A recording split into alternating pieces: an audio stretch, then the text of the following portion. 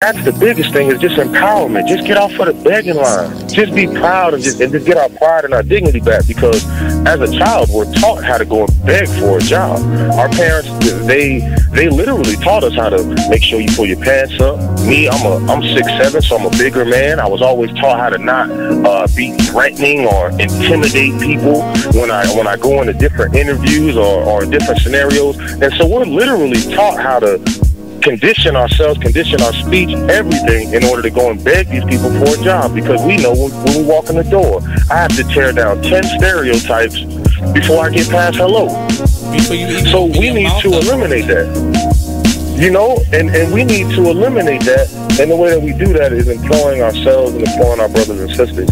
And so that's our mission, is group economics, uplift ourselves, because I can't empower anyone until I empower myself, and change from just being willing, because it's in my heart and my passion to see my people succeed and see us do better and change the social order, because I know that. You are listening to BeExposedRadio.com.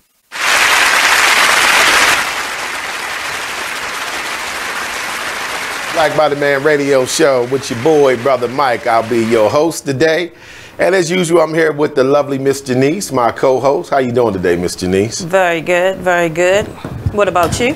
I'm doing all right. So what's up, Facebook? What's up, YouTube and Periscope? Welcome to the BBD Radio Show. I want to thank you guys for tuning in with us.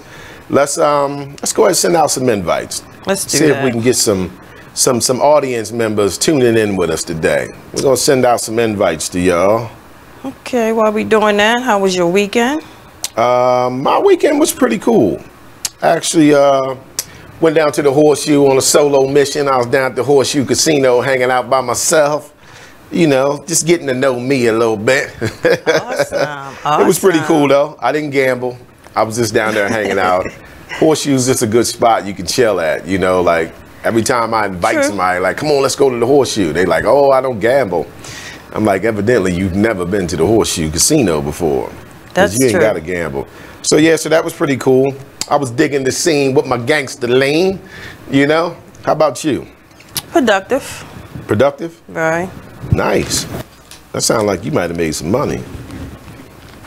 You made some money this weekend? Maybe.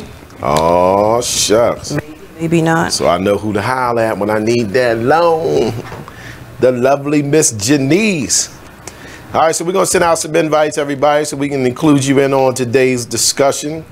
So today we are talking about the Black Solutions Challenge. This is just a little idea we came up with, you know, to kind of challenge the audience members as well as ourselves to come up with solutions to problems we have within the black community. So we're really just looking to engage a conversation today. Oh, no. You know, and see how people feel in certain areas such as crime, racism, economics, younger generations, love, you know, just things that deal with the black community. So we'd love for you guys to participate with us today. Give us your solutions, things you think we could try as a people, as a community to help deal with some of these problems.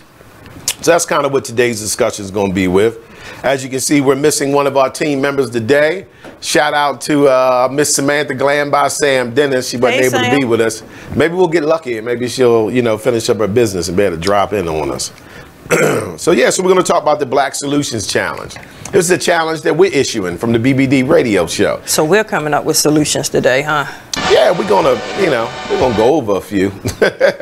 I don't know if they're true solutions, but should make for good discussion. That should be fun. That should be fun. You know, but, you know, we're going to challenge you guys to come up with solutions as well. You know, we want this to kind of be interactive, you know, and hear what people think, because, like, I feel that because all of us are kind of in the same boat, right, as, you know, black people, you know, within our community and dealing with certain issues, like, everybody's opinion is valid. Sure. Because we're all, you know, victims in one way, shape, or form. I agree. Of certain things that's going on. So I thought it would just make for a good discussion today. But before we get into it, what we got going on in current events, the lovely Miss Janice. Okay, well, we have actress Taraji P. Henson is using her platform as an avenue to eliminate the stigma surrounding mental health in the African American community. She announced the launch of a nonprofit organization that is designed to provide resources for individuals battling with mental illness. Oh, okay. Hopefully, the organization will empower individuals to break the silence by speaking out and encouraging others to share their challenges with mental illness. With mental illness. Oh, nice, nice. I like that. Yeah, I do too. I thought that was pretty neat for Taraji. Mental illness is pretty severe within the black community, in my opinion. And I think this is why sometimes certain actions or certain behaviors that we have, like as black people, we'll look at it and be like, I don't even understand why that person did that. You get what I'm saying? I'm just happy to see more people stepping up, using their resources to help. Right. I'm just happy to see that. Yeah, that is nice because we don't get that often. With LeBron's school just opening, now Taraji, like, I think that's a good positive. Right. Well, hopefully they keep the ball rolling. Yes. You know, hopefully they keep the ball rolling. Because you would think that over these years with so many black people, even though they still represent a minority, but we do have a lot of black people that have money, you know, celebrity status, money, fortune, fame, power. You would think that a lot more would have kind of used their platform to increase things for us. But we see more and more doing it, just like Magic Johnson with the whole Baltimore project he's about to have going on, hopefully, soon. Okay. So we're seeing more and more step out, come out the box. So I think one of the issues that I've come across, it seems like black people don't like other black people making money, you know? So if you're doing something positive with your platform and using your resources, right? And then, you know, that person is trying to also draw a profit. Like a lot of us get lost on that. Like, oh, I was with him until he started charging, you know, blah, blah, blah. But like, that's the reality of the world. Like people still have to, you know, make money and, you know, have a profit. It's still business at the end of the day, even though your intentions are of a higher cause.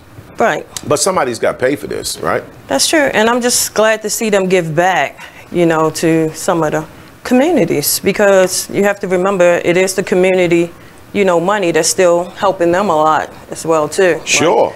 Like, exactly. You know, we support, I'll just go a step further and say, like, our dollars are in that $1 trillion a year that we're spending. All of our dollars. 1.6 the last time I checked. 1.6. So all of our dollars are in that. So I'm just glad to see them giving back some kind of way. Right. Big up to Miss Henson. Taraji Henson. That's what's up. What else we got going on in the news? So right now we have Georgia officials under scrutiny right now for trying to shut down 75% of the poll sites in a majority black county. Shocker. They may have been caught lying. The county's election officials had claimed that scores of residents will have to use alternative polling places miles away because the 7 sites that they were trying to shut down are not wheelchair accessible. And this violates federal disability laws. That's what they said. That's why they're trying to shut those polling places down. Because it's not wheelchair accessible. And that violates, you know, federal disability laws. Why not just make it wheelchair accessible? Why shut the whole poll down? Sounds like that's their back door. Yes, because this admission proves that their alleged concern about Americans with Disabilities Act compliance is a sham. Right. The legal director of the American Civil Liberties Union of Georgia added, this is not about ADA compliance. Because if it was, they would have produced a study or analysis of what they believe are ADA violations. Ooh. And what can be done about them. So and who was this again? That was, what's his name? His name is Sean Young, the legal director. Okay, legal director. Of the American Civil Liberties said, this is not about the ADA compliance. He said it's more about, opponents believe that the claim about handicap accessibility is to keep the governor's office under Republican control. That sounds about right. Georgia's black voters have the opportunity right now to elect the nation's first female African-American governor. Okay, now we're getting down to the nitty-gritty. Now we're getting down to the nitty-gritty. Right. So that's what they're trying to prevent. That's what it's all about. So they're trying to prevent that. They want to keep the governor's office under the Republican control. Right. And definitely not with someone of color in there. Because those voting areas that they're trying to shut down is 75% in the black communities. Well, So, imagine that. of course, that keeps a lot of voters from being able to vote at this point. Wow. So it's all a sham. Yeah, it sounds like it's a sham. You know, sounds like the usual suspects, right? Are doing the usual behavior. So, I mean, big ups to Georgia for being on it, Right. recognizing that. So hopefully, you know, that all falls through the cracks and it won't happen. Right. So we can get the first female African-American governor in office. Got a homie from Georgia. Big up to Jay Capone. You know, he's a barber. He's part of the Brethren. Jay's from Georgia. Jay, find out what's going on down there in Georgia, man. See what they down there doing. So what else we got in current events? So we have a New York police union wants to offer cash as an incentive for bystanders to put down their video recorders and help cops subdue suspects who resist arrest. What? Wait a minute. So it's a $500 cash reward under the union proposal. It's recommended that bystanders identify themselves before jumping into a fight to aid officers. Grab his hand or hold him down, the union boss suggested. Anything to help the officer get the job done.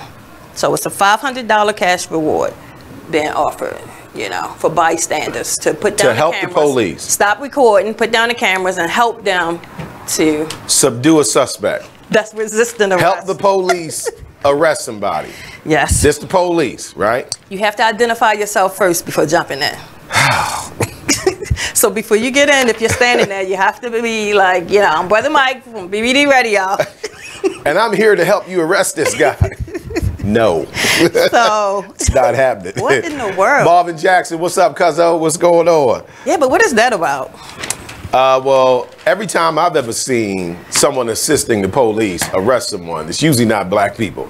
So it sounds like some people from other races are about to get paid to assist the police. The police, right? Who have training on how to deal with situations. Right. They got a gun, they got a taser, they got a billy club, they got pepper spray, they got handcuffs, and then they got a walkie-talkie to call the other gang members, police, to come help them. But for some reason, now they're gonna need assistance from us. It sounds like a ploy to get people to put down their phones and stop recording. Oh, is that what it is? Because I'm just trying to Because I didn't understand the part where you said that they said put the phone down. Put the phone down, you know, help. Stop Right. recording everything and get over here and help out. Stop recording us breaking the law I just don't get it. in arms and legs. That's insane. It just don't sound right. I don't know. And how much they paying? $500? Yes. That's a $500 I'll never get.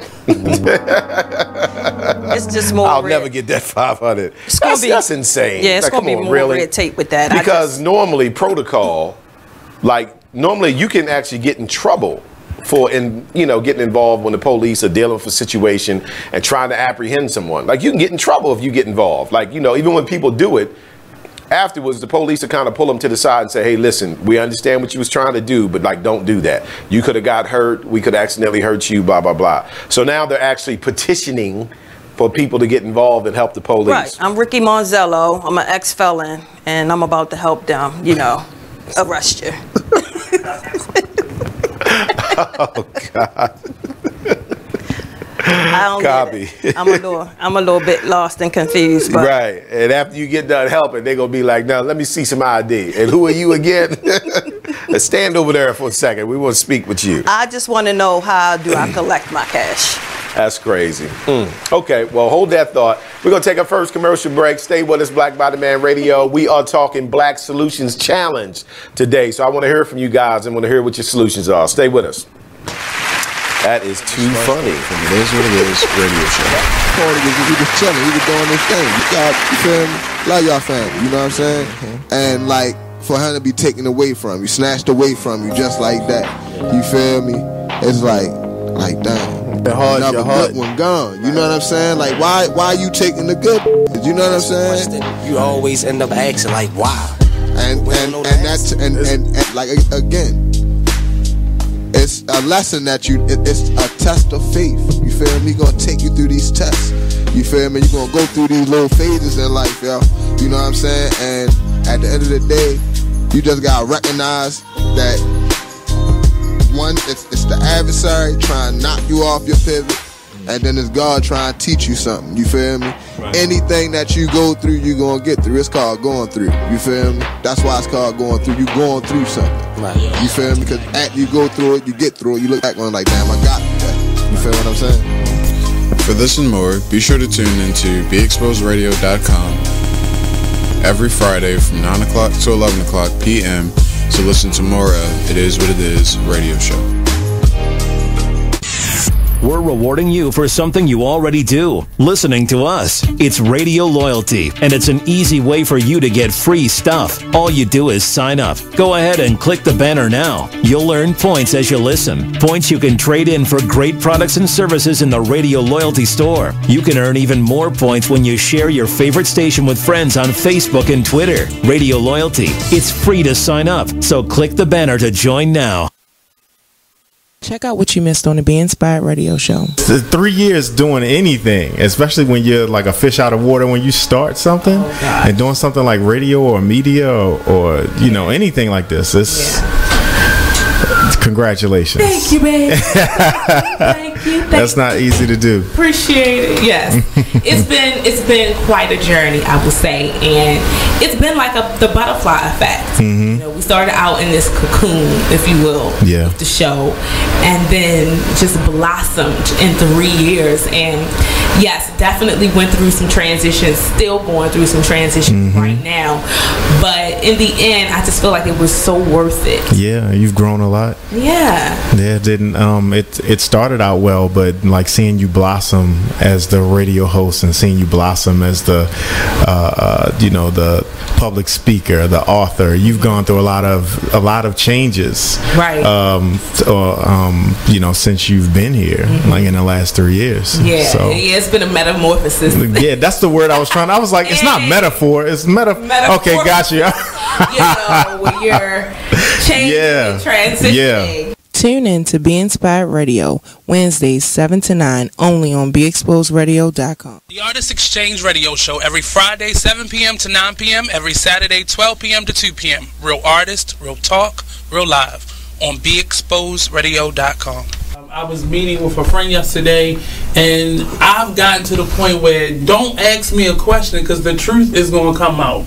And exactly. Just don't do it. If you ain't looking for the truth, don't come to me. Don't do it because I can't hold my tongue. And she wants to be this stylist, boutique, but you're not doing anything in that nature, and I can't take you seriously if you're not doing those things. And I understood why people didn't take me seriously because I found myself in somebody else's lane. I was good at what I was doing and what I wanted to be, but I wasn't doing it for me. So how can I ask you to take me seriously if I'm living in somebody else's shoes? And nobody can do what you do, and I think that that's a big problem that people face now. Like, you see what somebody else is doing and you want to do that when that's not your lane. That's not your lane. That's not what you're supposed to be doing. But it's popular, it's getting that person money, it's getting that person applause. Oh, I want applause. I want money. Let me stand over here behind them. And then a lot of times people aren't honest with themselves either. Like, I was thinking earlier today, I've been woke for almost 2 days, so so you get honesty, and I was thinking, like, The Artist Exchange Radio Show. You are listening to BeExposedRadio.com. Welcome back, everybody, to the Black Bottom Man Radio Show. I'm your host, Brother Mike. So, you can look us up on the podcast service also, like iTunes, Google, Spotify, and many more. Search for the Be Exposed Radio and catch up with us on your schedule at any time. Check us out. So we're going over current events currently, right? Yes. What else we got in current events? Okay, Education Secretary reportedly wanted to divert federal education funds to arm teachers with guns instead of its intended use, which is improving schools in poor communities. The secretary wants to rob the $1 billion program that's part of the Every Student Succeeds Act passed under former President Barack money that was to be used for things like improving school conditions and like improving the STEM education in schools. She wants to now use that money, you know, to arm teachers with guns. Oh, God. Yeah, right, Nate? That's crazy. So instead of improving the schools, which the money was, you know, collected for. The money was collected. They want to use it to arm teachers. They want to use it to arm teachers with guns. So now you're going to have teachers killing black kids, almost like a stand your ground law. Also, like, I mean, you know how they always trying to, you know, exit everything, you know, pretty much that Barack put in place. Sure. This just all goes in place with that. Just still trying to, you know, I tell you, get out the positive things that he's done when he was in office. They still trying to, you know, exit a lot of those. So, right. Yes, this is another one of those projects. Wow. You know, it's kind of good to go over the current events because, you know, it keeps us in touch with reality of what's going on in this world. Right. You know, and it's sad, you know, I've mentioned it before, that every time we do current events, it deals with racism. It just does. Like, that is just the current events. Like, that's what's going on in the world. So, it's kind of sad, though. Kind of sad, though. Well, hopefully that doesn't work. Hopefully. And hopefully people come forward, you know, and talk with the right people and make sure they use the money for what it was allotted for. I mean, the more you know, the more we can be a part of change. Right, the more you know. A lot of the these more you know. You heard it here from the lovely Miss Janice. And that's why we here at the BBD Radio Show, to give you something that you might not have known. Right. Anything else popping? Yes. Baltimore has officially canceled Ben Carson. Okay. Ding, ding, ding. Ben Carson has actively worked to dismantle fair housing. He has proposed rent increases on people in public housing that would only increase poverty. He wants to take discrimination out of the Housing and Urban Development's mission statement. In addition, he is trying to create even more segregated housing, which Obama fought to end. Wow. But didn't Ben Carson used to be the good guy? You know, stick with surgery, Ben. You know what I'm saying? What happened to Ben? You know, we was behind you when you was the best surgeon in the world. Ben got mixed up in these politics. Yeah, you done got into these politics with these people, man. Losing your mind. Where's Ben? Where's Ben Carson? Where's the hero, Ben Carson? Right. I mean, where's the man in that book I read? The Ben Carson story. I mean, don't he come from poverty? Yeah, he does. Mother forced him to read books all the time, which is good. No compassion. We need to be Ben? doing that today. Where's his compassion? Like, is that one of the? Is this one of the cases you forget where you come from, type of thing going on with Ben? Ben's a little crazy. That's what his last name should be. Ben Crazy. You know, Ben Crazy. All right, but anyway, we ain't gonna give Ben no shine today. You get no shine today, Ben. We done with you. So look, today we're gonna be talking about the Black Solutions Challenge. This is a challenge that we issued. We are challenging black people to help come up with solutions, possible solutions that you feel could work. No one needs to be an expert. We're all in this together. So we all have a right to have an opinion about solutions about our community. So I think everybody's opinion is pretty much valid. So for those who are tuned in with us today, feel free to comment in, give us your solutions to some of the things we're going to focus on. The focus is going to be on racism, crime, economics, love, you know, black love, and, you know, younger generations. So let's get into it. So let's start with the first and most obvious. Let's get the big elephant out the room, right? Black Solutions Challenge, racism. What can we do about racism? And I can't wait to hear people's opinions on how we should deal with it. What do you think, Miss Janice? Any ideals on solutions to racism that, you know, we suffer, you know, as black people? I don't know. I think that's a tough one, right? Not really. Not really? No, we just have to begin to believe in our own self-worth again and our ability to solve our own problems in our communities. Okay. But what about the racism that we face? Yeah, that's Yeah, that's big. That's big, right? Mm-hmm. You know, I think with racism in particular, I think the first thing that black people have to do... Come out of denial. Right, accept it. Come out of denial, accept it. You know, Dr. Amos Wilson, you guys can check him out on YouTube. He's been deceased for a while, but he dealt in psychology. You know, he was like one of our leading black child psychologists and dealt with psychology, kind of the precursor to Dr. Umar Johnson. I'm sure Dr. Umar Johnson probably looked up to Dr. Amos Wilson.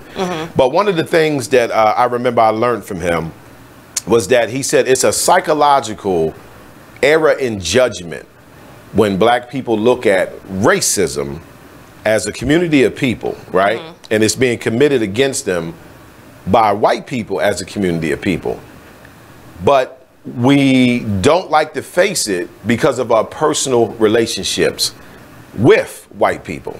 Right. You know, so he said that's an error in judgment. You know what I mean? Like, of course, there are white people who are not racist and probably love you to death, so forth and so on. But they're probably in the minority as far as the society itself is racist against black people. So you shouldn't be in denial of racism just because you cool with Dave or you like Kathy. You know, you and Debbie been working together for years. And I think a lot of us do that. I think that's what causes us to not accept racism, because we're so fearful of the white person that we're cool with now thinking that you're some pro-black militant, you know, racist. So he said it's an error in judgment. Yeah, I agree with that. Hold that thought, Mr. Lees. Hold that thought. We got to take another commercial break. We'll be right back. Join the Just a Bit Outside crew every Monday, 8 to 10 p.m. on BeExposedRadio.com. You want to start off? I think I'll get it out of the way on a who's not. Okay, do it. The Orioles. Right. They got swept by the Royals. They lost 4 in a row, and the last 5 games have all been decided by 1 run. The game before, or the last game that they lost before the Royals was the Nationals, and it was Weeders, of course, one with a home run, hit the home run. Right. They were going into that National series. It seemed like they were doing so well, and they just crapped out. They got that game postponed, so who knows when they're going to replay that or play that game. That's my first not for the night. Okay. Okay, I'm going to go ahead and weigh in on my who's not, and I'm going to talk about the San Diego Padres. The Padres. That's okay. You just took my answer. They're in last place in the NL West. They've lost 8 of their last 10.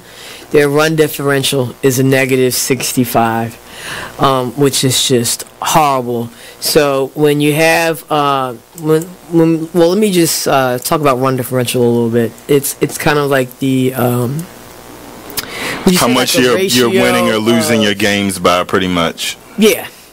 Okay. It's like the margin of victory, kind of. Right. So when you're in a negative number, that means that then your average game you're losing by a whole lot. Right. I mean, a number like negative 65, this early in the season is pretty rough. That's horrible. The pitching numbers pretty much support this stat right here. I mean, the team ERA is 4.70, which is 26th in the league. They have 126 walks allowed. They acquired Jared Weaver in the offseason, and he really has not panned out. He's off to one of the worst starts in any of the pitchers in 2017. He's 0-4 with a 6.05 ERA. You are listening to BeExposedRadio.com. As we were saying, today is the Black Solutions Challenge. So the first one we was going over with solutions was dealing with racism, right? And I was saying that, like psychologists like Dr. Amos Wilson said, we make an error in judgment, by not wanting to face the reality that this is a dominant racist society. And we scared to face that because of the personal relationships that we have with, say, white people in particular.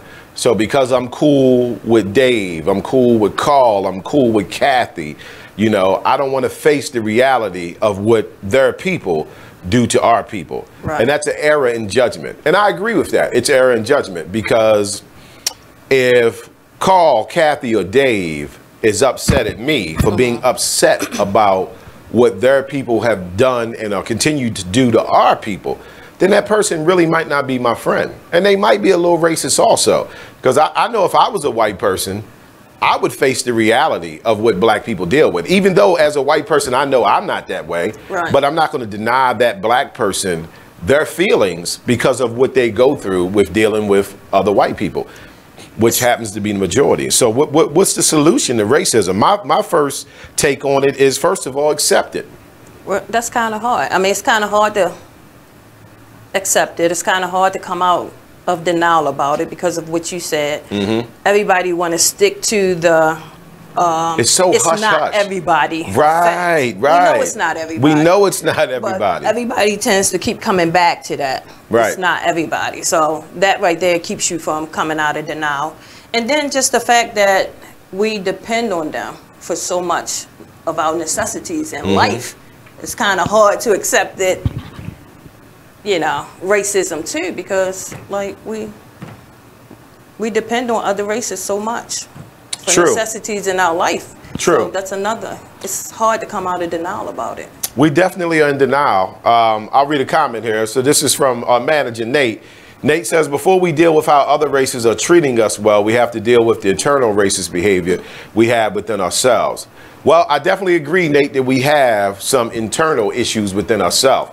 But I don't believe that's the bigger issue. I believe the bigger issue has to deal with 400 years of oppression and racism that we face from other people, white people in particular. And that's what has put us in a situation where we act the way we act towards each other, because this was not our natural behavior. This was all done by design. It's been proven that if you place people in marginal living conditions, it proves to create pathological survival behavior. And that's pretty much what we've been in for 400 years. So I think you do have a point, but I still believe that the bigger issue is how we got to a point where we hate each other and rob each other and steal from each other. Like, that's not an accident. That's not natural to us. Right. That was done by design. So what can we offer as solutions? Like I said, I say face it. First thing first is you have to be able to face the reality that the United States of America is run by dominant society of white supremacy. And before we can still get into the idea of improving ourselves and just for us to get better, we still have to accept the fact that racism exists first. Right, right. Because that's only going to help us to get better. Right. But until we accept that, it's kind of hard to move forward or to go on, you know, with something that, you know, we're doing. Right. We can't keep Until sweeping we it under the accept rug. that. You can't keep being in denial. They're part of the problem. This is part of the problem. You can't keep being in denial about it. Like, you know, no one's saying get out on the front line and, you know, picket, you know, and all that. I'm just saying face the reality that you're in a racist society. If you can understand that, I think it'll help you navigate a little better. So let's read another comment. This is from Mr. Daryl Robinson. What's up, Daryl? How you doing, brother? He says, understand it. Racism is institutionalized. Until we can collectively address challenging the system and reaching an understanding of words and terms used to describe racism, we will continue to be trapped within, rather than become a part of the system as a citizen. When I say racist, I'm speaking to those who are in control and not those who take advantage of their privilege. Good point. Great point. Because that's where the true racists are at. It's the people who actually sit at the top. Now, the trick that nobody tends to recognize is that the white people who are not at the top, it is those white people at the top who tricked you into being a racist, because they're the ones who fed you the ignorance about black people to make you hate them. You get what I'm saying? So we're all kind of being victimized. Even white people are being victimized by these white supremacists, because they got the white people that don't know no better believing in the ignorance that they taught them, producing fear in them. Remember on another show I spoke about how America sells more anxiety medicine than like any other country in the world. And that's what it's from. It's from white supremacy putting certain ignorance and fears into white society because that's who's buying all this anxiety medication. So they're actually running game on their own people. And even when we're dealing with racism, we still have to remember too, you know, like we have to start small with, you know, trying to find a solution for racism rather than to just, you know, try to hit hard and go big and start attacking, you know, this place. Like, we have to start small first. And that's within ourselves. We have to start first by accepting it. I think that's the first step. For me, that's the first step. You have to accept it. And we have to get educated on it. And by accepting it, right, you got to be willing to teach it to your children. Black people are scared to teach their children about the reality of racism in America.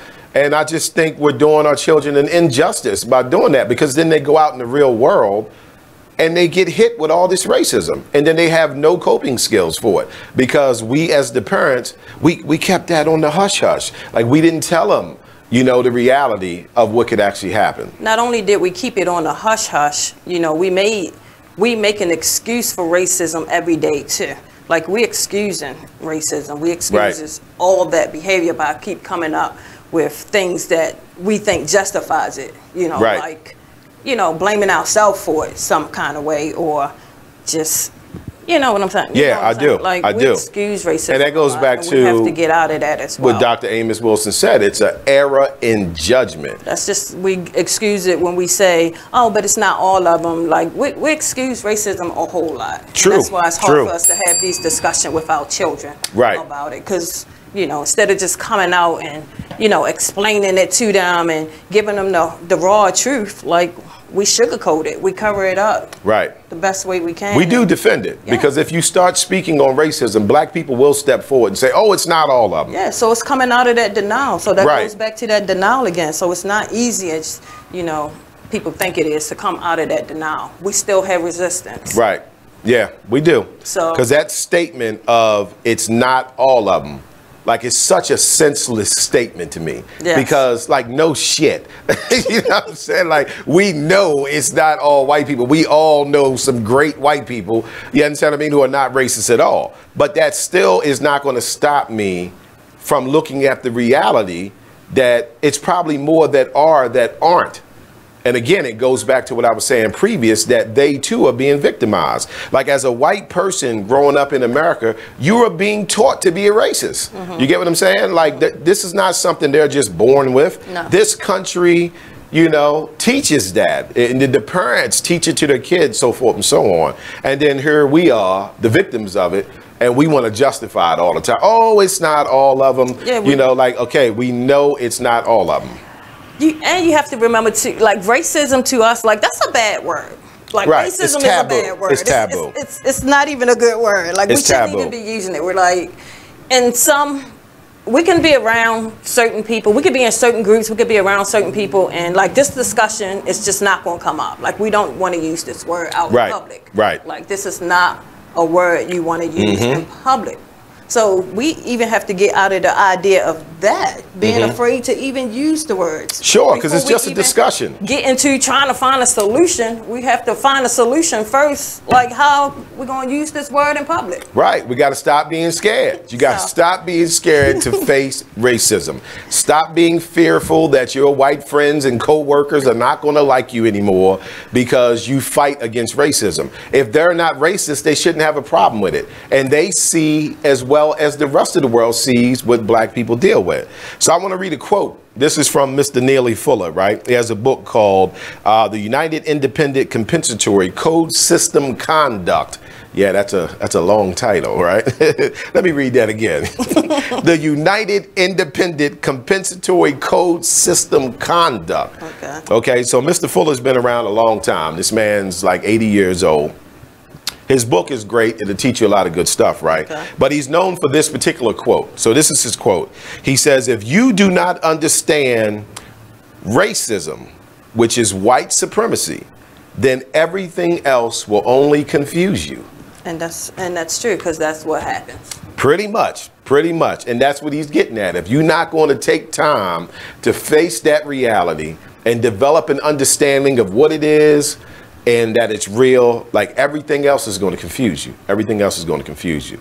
So I want to hear from the audience. Black Solutions Challenge. What solution do you guys have for us as a black community dealing with racism?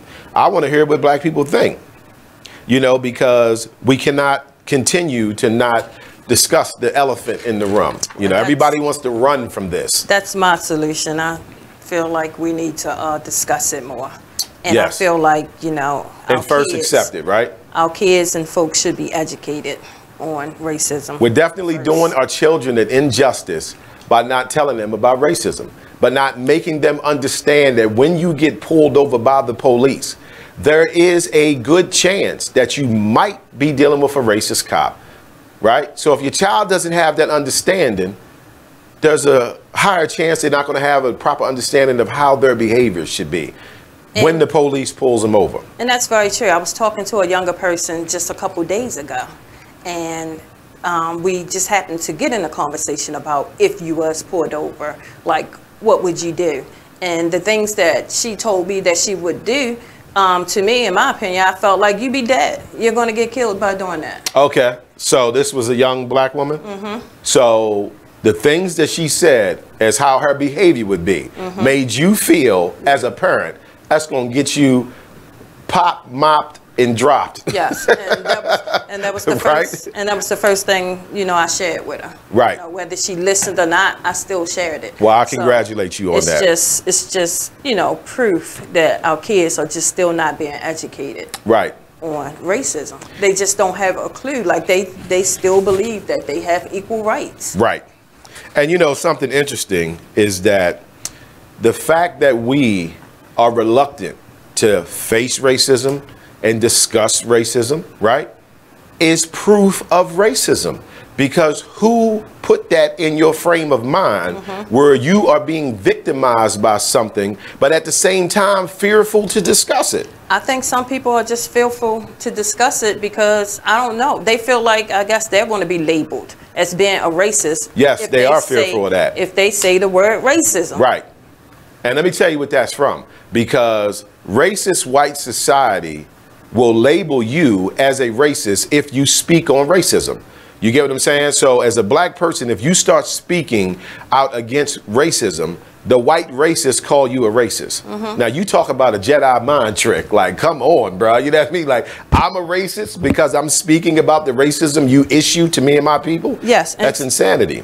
I mean, it's just insane all the way around. I mean, society is trying to take away, you know, the fact that I can't even stand in public and, you know, announce I'm a black woman. You Right. know, I have to say African American. No, I'm black. Right. Like, what is all of this? You say before any of them names came, you was black. Yes. I'm So with you. They're I'm making with you. that a problem. Right. So this word racism is a big deal, and coming up with some solutions for that. Yes, I really would like to hear what people have to say. Yeah, I was curious to how black people felt about it. For that, And 'cause racism is a big one to me. we're not getting too many responses on the boards, which just supports what I said. You know, everybody's scared to talk about this. You know, but you know, Brother Mike from the Black Body Man Radio Show, we just keep it 100 around here, man. I'm not scared to face the reality that racism exists, because if we can't face this and we can't accept that this is real, how are you going to educate your children on it?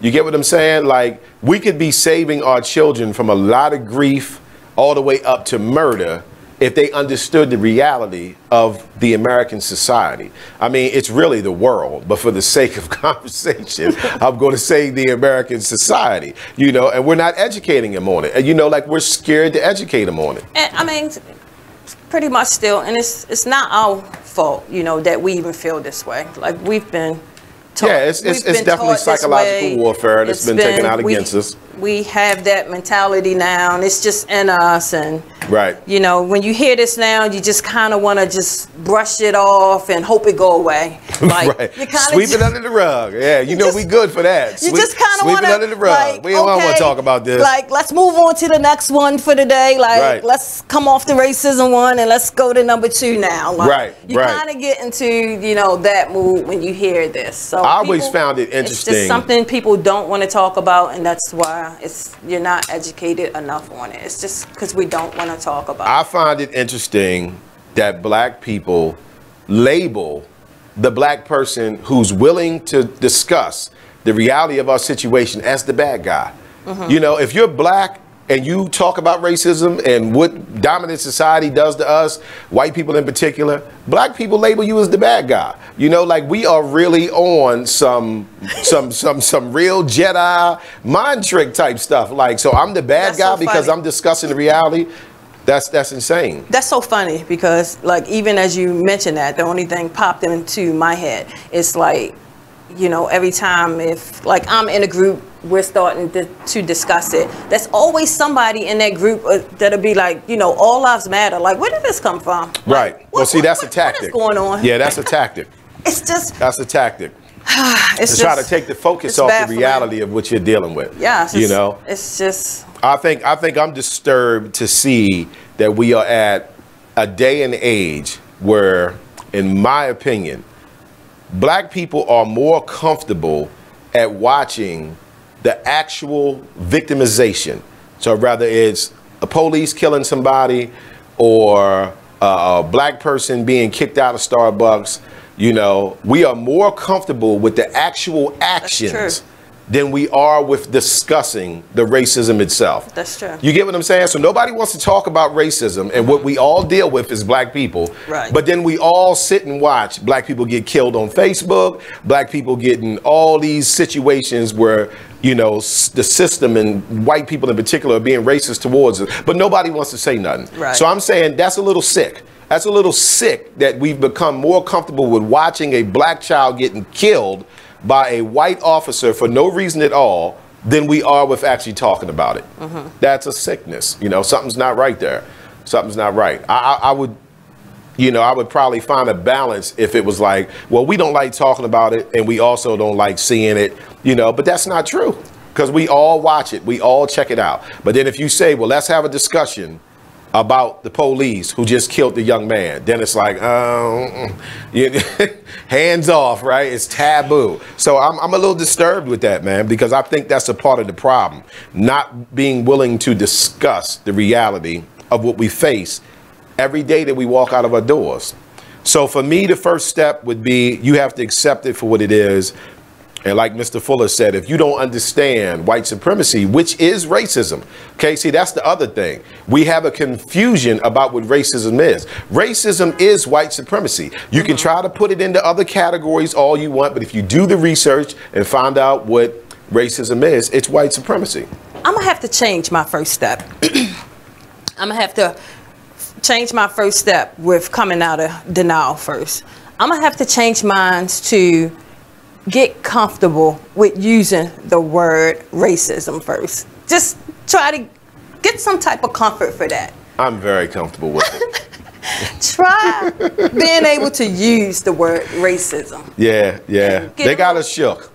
Yeah. They got us shook. And I understand job situations and all that, right? And that's what I'm saying. I don't expect people to go out and become like these activists and risk losing your job, which, by the way, is further proof of white supremacy, the fact that you have to have that concern about what you do outside of work that might be pro-black. Yes, because if I can't say racism at work, then that's a problem, because I'm not walking around like, you're not walking around pointing nobody out as racism, but you can use the word in a statement, or if you're talking or having a discussion, like, you are allowed to use the word. True.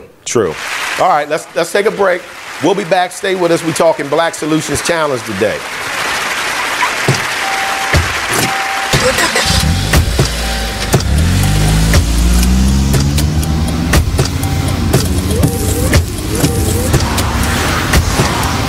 Driving has a rhythm all its own. Don't wreck it with a text. Before you get behind the wheel, silence your phone. Or better yet, designate a texter. For more text-free driving tips, visit stoptextstoprex.org. Brought to you by the Ad Council and the National Highway Traffic Safety Administration. Green light. Hey girl, school zone. I'm getting hungry. Car changing lanes. You want to meet me for pizza? Stop sign. Intersection clear. Yeah, street. Pizza sounds good. Ballin Street? Girlin Street! It's hard to concentrate on two things at once, like texting and driving. Stop the text, stop the wrecks. How will you stop texting and driving? Tell us at stoptextstoprex.org. Brought to you by the National Highway Traffic Safety Administration and the Ad Council. Be Exposed Radio. It's a family affair if you want to look at it that way. It is. I totally agree, and I believe I believe that this wisdom on the wall is going to be a movement, and that's what I believe we are doing. Is we're creating a movement where people essentially, even after we've presented in these workshops, then they'll be inspired to sort of document some of the things that they've gone through and empower somebody else. So it'll be like a chain effect. So they'll see that, you know, we were just 3 women who have gone through various things and experiences in our lives, and we just took the opportunity to sit down, put it in a book, and then it'll be a movement, and then other women will be inspired to do the same thing. Let me tell you, we are better together. We are so much better together, family. I'm telling you. When we band together, put our resources and our experiences together, we can create a movement, and that's what it's about, inspiring people to do more than what they may currently see of their own lives, that they can do so much more. So yeah, you are exactly right. Be Inspired Radio Show. Tune in every Wednesday from 7 to 9 p.m. It's time for a flashback. Now, I'm not gonna say all Aries don't know, but it's just the one you had. That was just a long one, you know. You are listening to BeExposedRadio.com.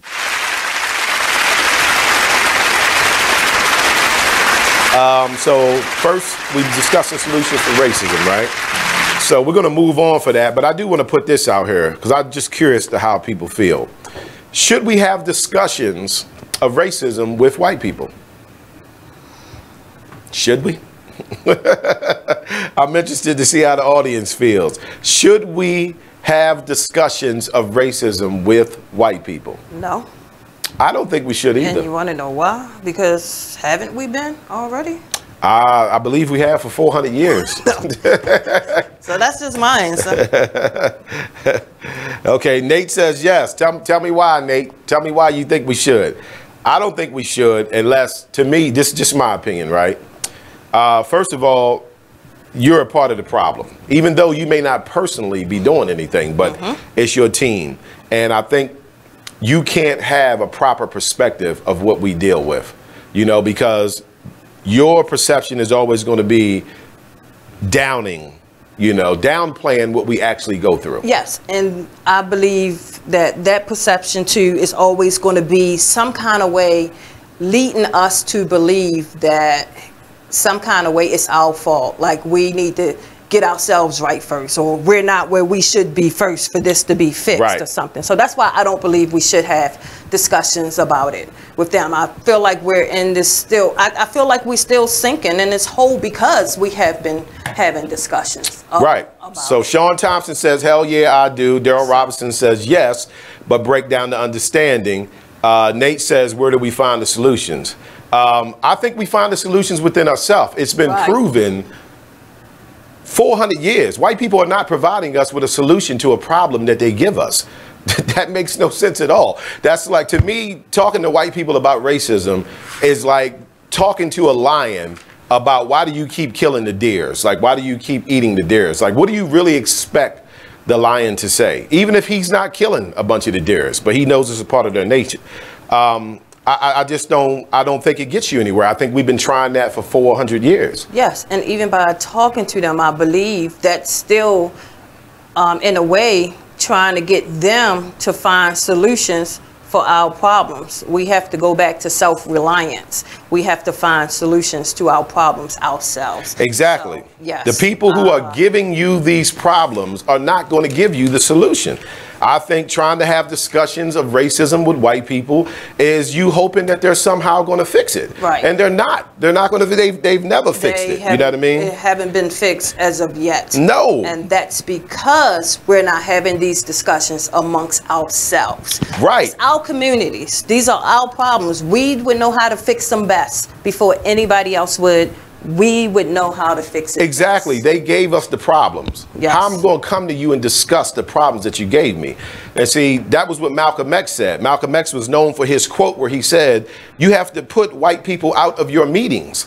You have to have discussions about the problems you're having amongst yourself. That's how you're going to find solutions. Why would they give you a solution to a problem that they gave you? Now, I know it's, you know, certain individuals, I'm sure there's certain white people who are humble enough to recognize the reality that we deal with. But I'm saying that's few and far in between. If you're dealing with one of them, then cool, you know, have the discussion with them. But overall, I don't think you should have a discussion with them because you're beating a dead horse. What are you trying to get them to recognize? The reality that you're being oppressed through racism, they already know that. All you're going to do is deal with someone that's going to keep trying to justify what we need to do to stop the racism. No, you know, they need to do things, and they're not going to do it. They've proven that for 400 years. I don't agree that, you know, having a discussion with them solves anything. I think that that's part of the problem. I think subconsciously we're still trying to get white people to rescue us, and they're not going to. They put you in this shit. They're not rescuing you out of it. They put you in it. So, you know, that's how I stand on it.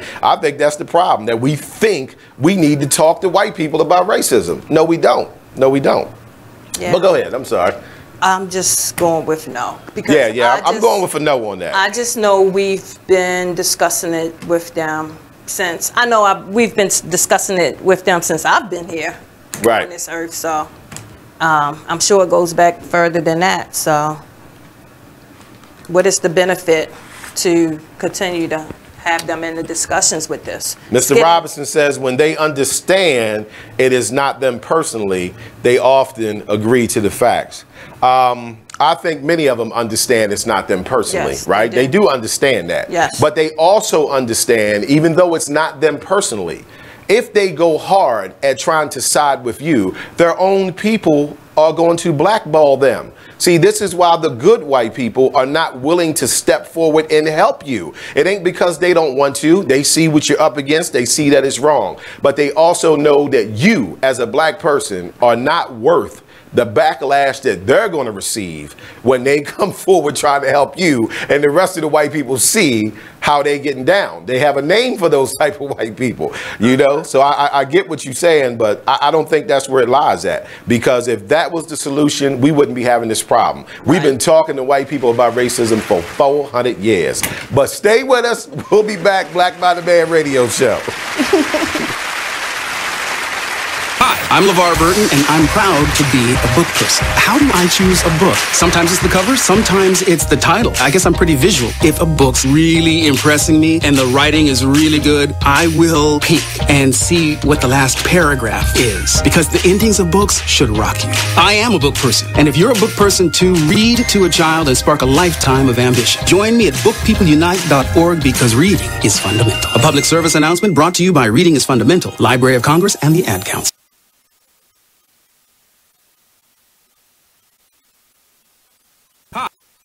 I'm LeVar Burton, and I'm proud to be a book person. How do I choose a book? Sometimes it's the cover, sometimes it's the title. I guess I'm pretty visual. If a book's really impressing me and the writing is really good, I will peek and see what the last paragraph is, because the endings of books should rock you. I am a book person, and if you're a book person too, read to a child and spark a lifetime of ambition. Join me at bookpeopleunite.org, because reading is fundamental. A public service announcement brought to you by Reading is Fundamental, Library of Congress, and the Ad Council. Green light. Hey girl, school zone. I'm getting hungry. Car changing lanes. You want to meet me for pizza? Stop sign. Intersection clear. Yeah, street. Pizza sounds good. Ballin Street? Girlin Street! It's hard to concentrate on two things at once, like texting and driving. Stop the text, stop the wrecks. How will you stop texting and driving? Tell us at stoptextstopwrecks.org. Brought to you by the National Highway Traffic Safety Administration and the Ad Council.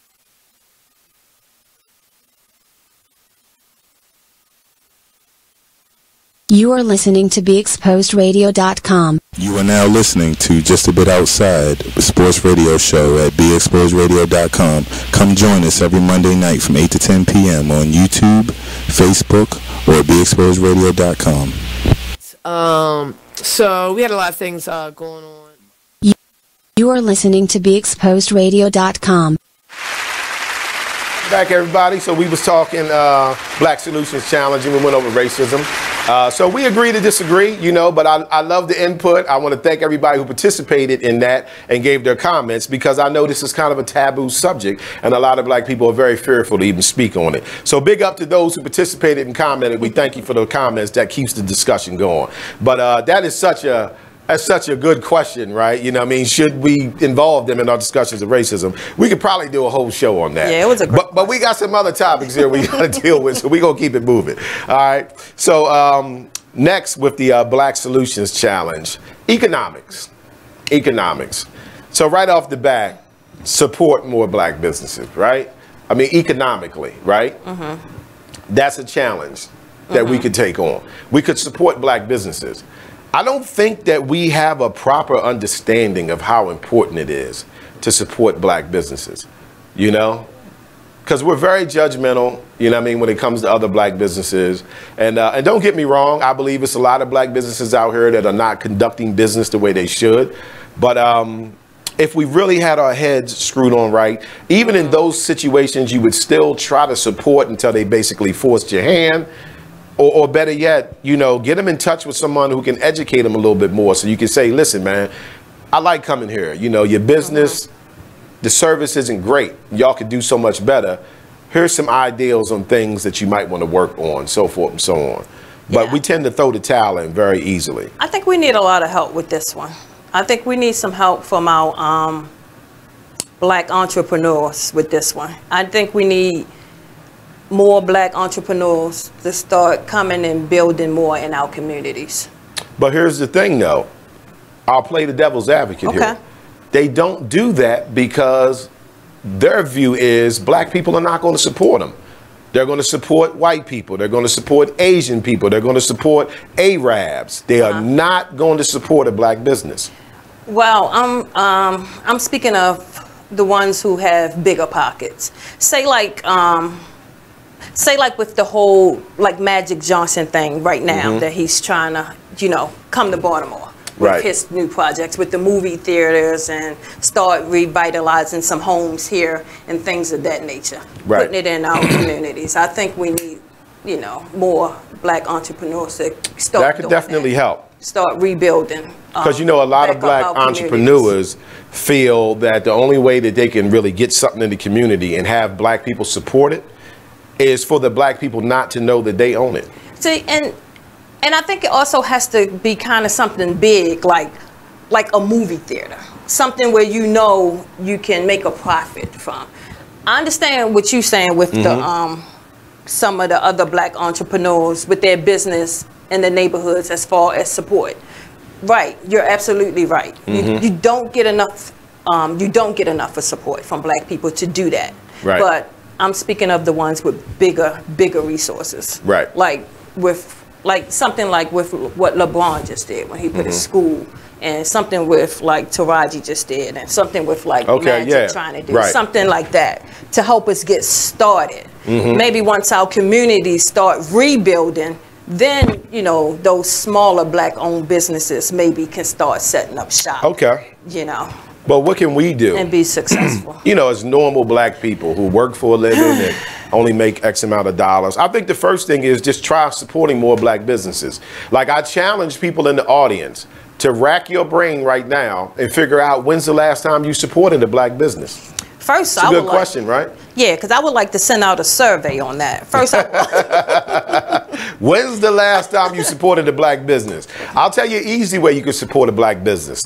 You can go to blackbydemand.com, and remember, buy is spelled B-U-Y, and you can buy a BBD t-shirt. You know, you can support us. We sell t-shirts, we sell sweatshirts, we sell wristbands, you know, like, you can support us. You know, this is how we take care of each other. You know, like our t-shirts actually do pretty good. You know, we actually sold out. We'll be like restocked like sometime this week. But yeah, that's supporting a black business, you know, one way, shape, or form. Yeah, we definitely have to get into that, because I can draw, like, you know, when you're driving and you see, you know, people with their little small, of course, it's probably not a business, but I'm just saying it's still their little side hustle or whatever they're doing, whether they cleaning your windshields or, you know, out there selling newspapers or flowers or bottles of water. Like, you know, even when I'm sitting at a light, like, I don't see any support there. I barely see any support. Like, I don't get it. I think the mentality with those particular situations is a lot of us feel they hustling to get something else. Yeah, right. But some of them is hustling, trying to get that front door open to their business. Yeah, that may be true. Like some people is just trying whatever they can to get resources together to open that store or open that building. Like you don't, you don't. We can't always sit there and try to guess. Like, oh, I'm not going to buy that newspaper because they're not going to use the money for the right thing. Like you don't really know. Like true. I mean, true. How can you investigate more to even try to figure out, you know, if you do support it, is the money going to something good? Like, how would you even know? I don't think you would, It's and I don't tough. think we need to, because we don't investigate other businesses to see what they're doing with the money. It's so, you get what I mean? Yeah, but I'm just saying, like, some people, there's a lot of excuses out here being used not to support. Right. And I get that, you know, we may not have access to a bunch of black-owned businesses, right? But I feel as a black person, you should strive to support a black business. You know what I mean? Like, it's your duty.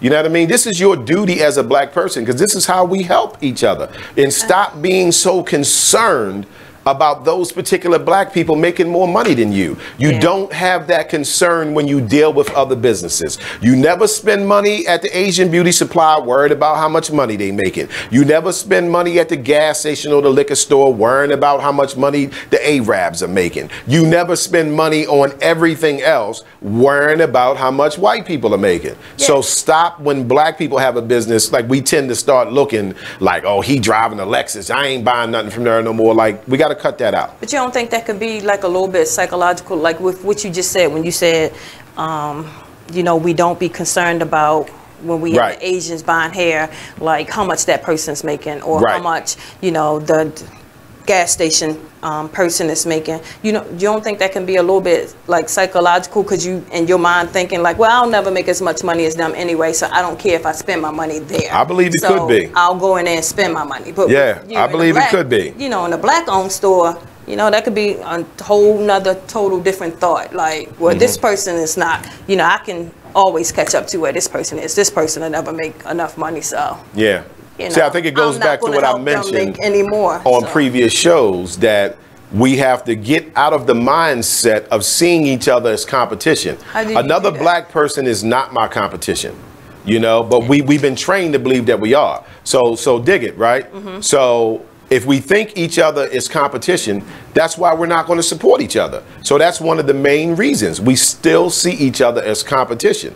So you're not going to support your competition. We don't see white people, Asians, and Arabs as competition. So we willingly support them. But another black person we view as competition, and we don't want to participate in our competition getting ahead of us. And we got to get out of that mindset. But let me read a comment here.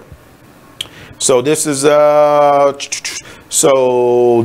Daryl Robinson. Daryl says, we need understanding of the challenges that black businesses face often. Examples: lower buying power, higher taxes, the lack of property ownership, and higher tax insurance, and high crime areas. You know, like I agree with that 100%. I agree with it 100%. Mr. Scott Miller. Scott, what's up, brother? BV for life. Scott says people think our black-owned businesses are run half-ass. It's a stupid stereotype. I agree. And that's what I'm talking about. Great point, Scott. You know, like, we don't have patience for a black business. Like, we all know that we're all in some sort of struggle, one way, shape, or form. I don't care who you are as a black person in the United States of America. Unless you are part of the 1%, you are in the struggle like the rest of us. You know, I don't care how many vacations you take and the car you drive, so forth and so on. You trying to make ends meet like the rest of us. So keep that in mind when you deal with a black-owned business. Stop going in there and expecting them to be on such a high level that you're used to with dominant society, so forth and so on. Help them get there. I'm gonna go back to our first one. Once we conquer that racism one, black businesses will soar. Okay. Once we accept racism for what it is and realize one of the ways we can compete and battle against racism is to empower each other. I like that. I like that. I like that. Okay, so I'll read another comment here. This is Miss Talisha Johnson. She says, I'd rather give my money to the guy on the corner that will clean your windows versus the guys just holding a sign.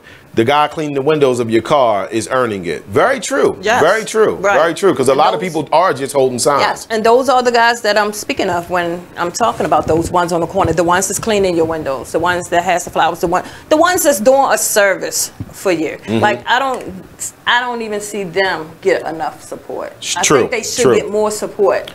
So economic wise, support more black businesses. Support black businesses, period. Okay. Not more black businesses, but support black businesses. Support black businesses, right. Stop being judgmental of these black businesses, right? And better yet, create your own. You know what I mean? If you create a business, please contact me. You can reach Brother Mike at Black by Demand for You. That's the number 4, the letter U, at gmail.com. I promise you I will patronize your business because I believe in building us through supporting each other.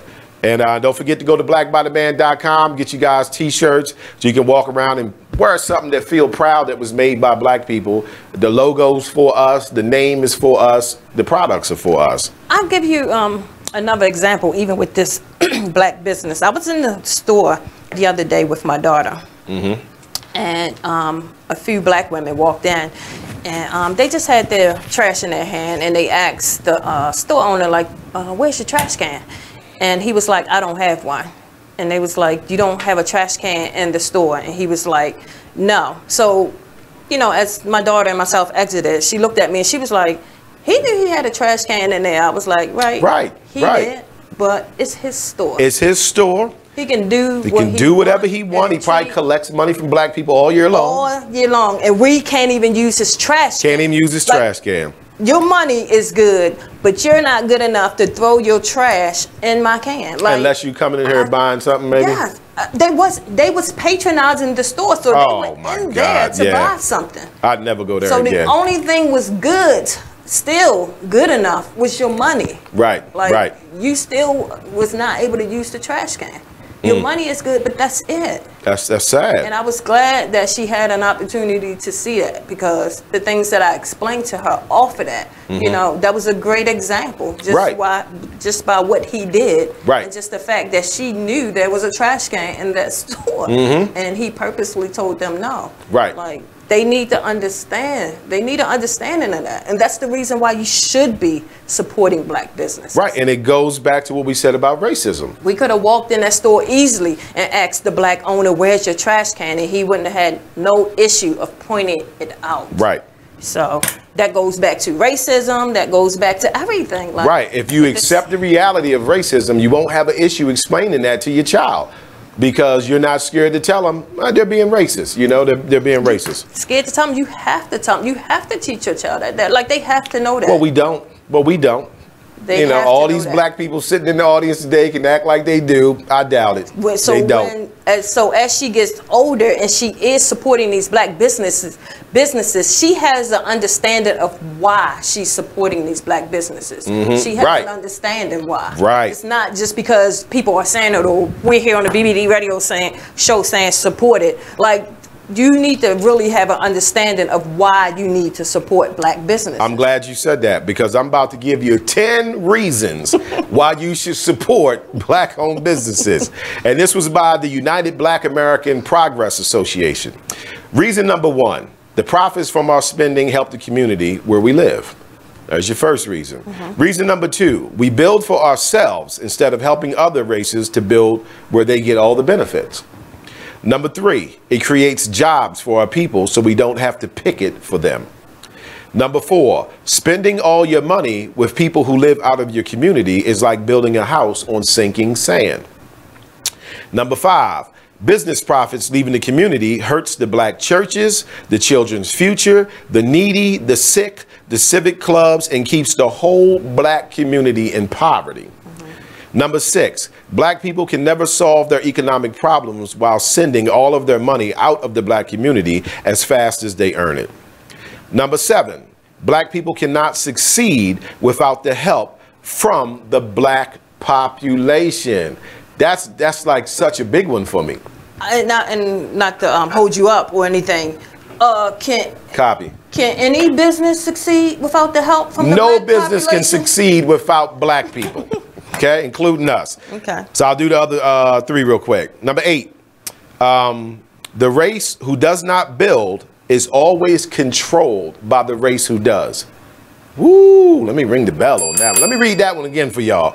The race who does not build is always controlled by the race who does. Number 9, the future of the black race will not be built on what we make others do for us, but instead on what we do for ourselves. We're going to take a break. When you come back, I'll give you number 10. Stay with us. Black Body Man Radio Show. Jacqueline. Yes, Mom? I wanted to talk to you about something and... Oh, wait. Hold on. I just got a text. Oh, there's another one. Wow. Busy me. So anyway... Oh, wait, Mom. I just got a message. My friends keep commenting on my comment. Oh, there's another one. So many comments on my comment. Oh, I can't wait to watch TV tonight. Playoffs! Hey, guys, check out my new video game. Pew, pew. Wait. Mom, what? Huh? What? Hold What'd you on. say? Wait a second. What? This weekend, unplug. Take your family to the forest. There's nothing in the world like experiencing nature firsthand. Trees, paths, bluebirds, streams. Getting closer to nature can get you closer to your family. To find the forest nearest you, go to discovertheforest.org. Brought to you by the U.S. Forest Service and the Ad Council. Whoa. The moment my son saw a redwood tree It's huge! is the moment I knew that for him, You can't even see the top of that thing. even the sky has no limit. There are some moments only the forest can inspire. Find yours at discovertheforest.org. Learn about forests near you and discover cool things to do when you go. Your moment is out there. Find it at discovertheforest.org. Brought to you by the U.S. Forest Service and the Ad Council. Check out this flashback from Sunset Soul Radio. Sometimes, let me say this, sometimes people did things a certain way because that's all they knew. Right. So let me what I'm saying. Let me keep to my point.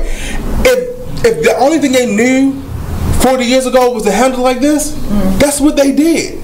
So we're holding accountable and a standard for something that some people, that's all they knew how to do. So they did it way they how to do. Big Mama, when you did something, no, I'm not arguing. But that's what I'm saying. I'm not saying that the church as a whole, we have issues that we need to work on. Everything got issues. But instead of criticizing the church, let's be impactful to show something different. It bothers me. Because guess what? Because watch this is what I do. This is I can't say it to anybody else. But my church is not judgmental. We love God. All of us are sitting false from the glory of God. I believe it. One of our statements of my church is, there's nobody more important from the pulpit to the pew, to the back door. All of us are God's children. That's one of the things I teach my membership. I teach my church. Because we're all God's children. All of us are flawed. All of us got issues. But you got to also take into consideration, what is the black church to the black community? We only did what we knew. That was the only place we got information. That's the only place we got education. That was the only place that we were accepted to do and to be and be free and be leaders and to guide this. And they did a good job for what they had. So I think we spent too much time condemning what was our foundation instead of trying to be progressive and say, okay, well, listen. How do you be progressive? You show something better without criticizing what was there. No. Sunset Soul Radio, Thursdays from 7 to 9, only on BeExposedRadio.com. Black by Demand Radio Show. 2 years ago. If you broke that bike and it don't work, that's on you, brother. I suggest you get that toolkit out back and then start working with it, right? Yeah. So my son's looking at me like, wow. And I broke down to him how we had got fixing flat tires down to a science. You understand what I mean? Sticking the tube in the water. Right? Talk to me, brother. You understand what I'm saying? Yeah, critical thinking. And seeing, we look at that now and like kids, they not as on hands like we were back in the day. That's because now nowadays you don't have to put the bikes together anymore. They can come assembled. Yeah, everything's coming assembled. In the store, they ask you like if you want it already assembled. Right. Back then, you just got the box with 1 million pieces. Right, and today I don't think they could work with that. It's just like the thought process. Nowadays, you get a bike that's already put together. Now, when you were younger, you had to put this bike together. You got to put it together. That basically closes your mind into learning how to do something. Yes. You are listening to BeExposedRadio.com. All right, welcome back. We are doing the Black Solutions Challenge today. So we was going over economics. So we decided economically what we all need to do is find a way to support black businesses more. You can start by going by blackbydemand.com and get yourself a t-shirt you can be proud of. We got them in black, we got them in white. Represent for us, represent for your people, and feel good about knowing that some of your money you earned you didn't just give away, to those who don't have a concern for you. So I was going over the 10 reasons why we should support black-owned businesses by the United Black American Progress Association. I like this list so much. I'm going to read this list again. So number 1. The profits from our spending help the community where we live. Number 2, we build for ourselves instead of helping other races to build where they get all the benefits. Number 3, it creates jobs for our people so we don't have to picket for them. Number 4, spending all your money with people who live out of your community is like building a house on sinking sand. Number 5, business profits leaving the community hurts the black churches, the children's future, the needy, the sick, the civic clubs, and keeps the whole black community in poverty. Number 6, black people can never solve their economic problems while sending all of their money out of the black community as fast as they earn it. Number 7, black people cannot succeed without the help from other black people, without the support. A black business cannot survive without the support from other black people. Number 8, the race who does not build is always controlled by the race who does. And I think that one's very important. Like, really let that marinate on you and let that sink in. I'm going to read that again. Number 8, the race who does not build is controlled by the race who does. Number 9, the future of the black race will not be built on what we make others do for us, but instead what we do for ourselves. Now, I want to tie that into what I was saying about the discussion with white people about racism. See, your future's not going to be built on what they do for you. It's going to be built on what we do. Number 10, most people in the black community take their money to the big white chain stores and usually go to the little black-owned stores only when they need help. That's interesting. Right. Now, I can tell you firsthand that I've experienced that, because like I have people as a barber, they come get a haircut every now and then, right? But like they'll go somewhere else when their money's up. You get what I'm saying? And it's not a black barber.